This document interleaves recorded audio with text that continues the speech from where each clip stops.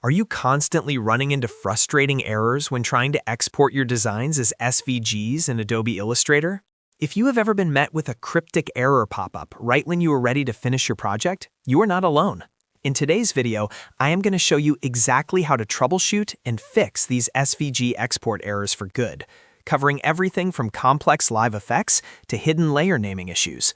If this video helps you save time on your workflow, please make sure to hit that like button and subscribe for more professional design tips. Let's dive straight in. The most common culprit for SVG failure is the presence of complex live effects.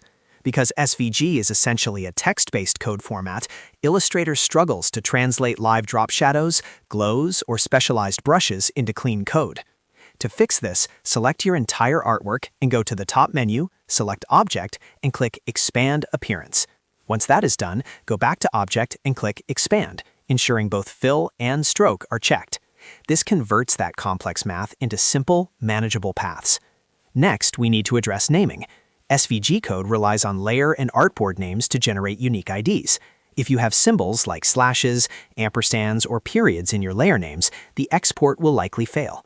Go through your layers and artboards panels and rename them using only simple letters and numbers. Pro tip, make sure there are absolutely no leading spaces at the start of your layer names, as these often cause silent breaks. If you are still stuck, change your export method. Instead of regular exports, go to File, select Export, and choose Export for Screens. This engine is significantly more stable in recent versions of Illustrator. Click the gear icon to open Settings and check the box for Responsive if you are building assets for the web. Also, if your file is massive, the software might be timing out. Select your objects, go to Object, then Path, and choose Simplify. This reduces the number of anchor points and lightens the load for the SVG exporter.